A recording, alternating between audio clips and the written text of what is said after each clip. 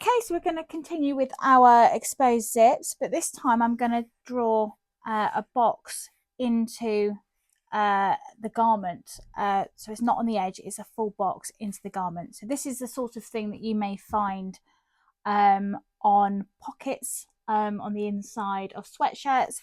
And sometimes you find this technique when you're doing welts. So I'm going to take the placket piece, but for those who have got sharp eyes, you may notice that in fact this is a piece of interfacing, and you can create a very nice placket opening using interfacing.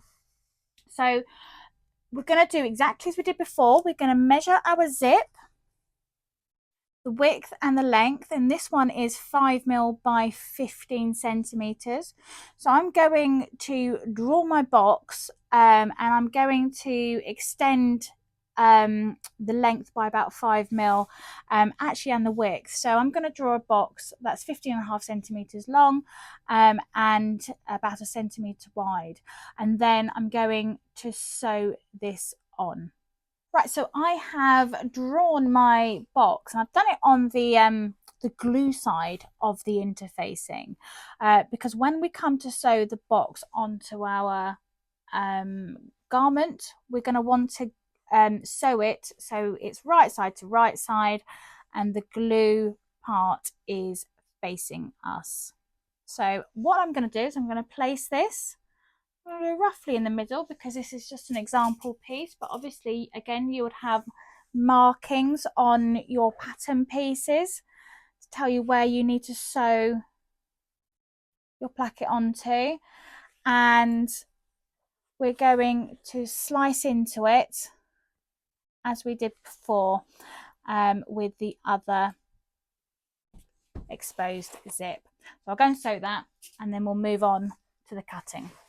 Right, so that's now been stitched onto the garment and we are going to cut this down the middle, and we're going to create that Y shape at both sides this time round. So the whole placket piece is going to be turned to the wrong side. So if I just place a line there. So the easiest way to do this is to fold it in half and just to create a little opening in the center, and then you can cut up to the tip of the Y, and then as I said before, nice and close to those corner stitching lines. You can get as close as you can without cutting the thread. And we're going to do the same on the other side. And we are cutting through all layers here.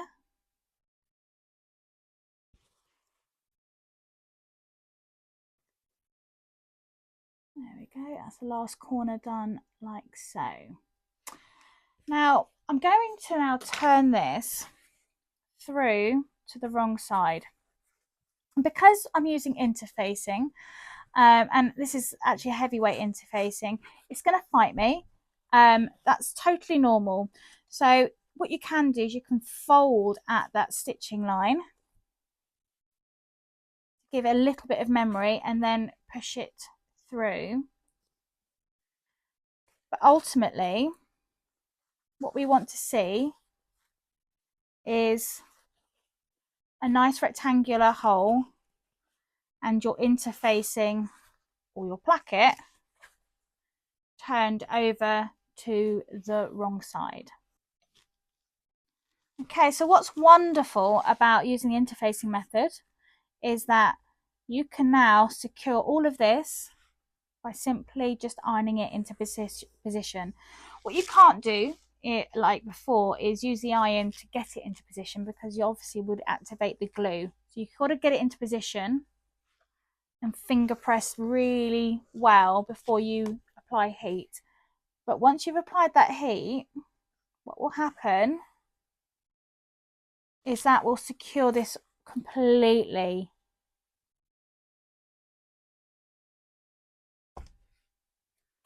And you'll end up with a fantastic looking opening for your zip, as well as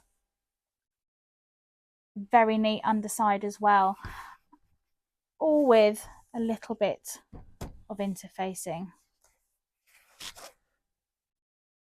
There we go. So this is now completely done, and like before, we're going to now place our zip in that little gap that we have just created for it, and we're going to again align it on the top side so you've got a nice even spread of tape, and I'm going to pin this into position. Now I'm going to top stitch this one in, so I'm going to place my pins in one direction initially, and then I'm going to go down the other side in the opposite direction, so the pin heads are going in opposite directions there, because I want to stitch this in using one sort of fluid stitching motion. So I'm going to do the rectangle, and I'm going to use a pivot method to get that all in. So I'm going to take that to the sewing machine and I'll get that sewn. Right, so I'm now going to just top stitch this zip into position. You can run a basting stitch to keep it secure, but I'm gonna just take it quite slowly. As I said, I'm using my zipper foot so I can get nice and close to the edge of the placket. I'm just going to wind the first few stitches in.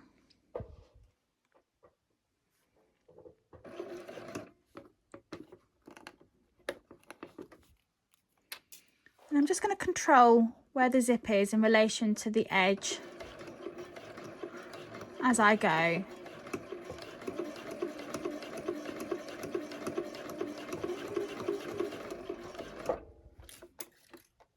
So I've just got to the part where the zip tab is. So I'm going to lift my foot and I'm going to open the zip up. If I can, there we go. I'm just going to move the zip tab out of the way so that it doesn't impact on my stitching at all.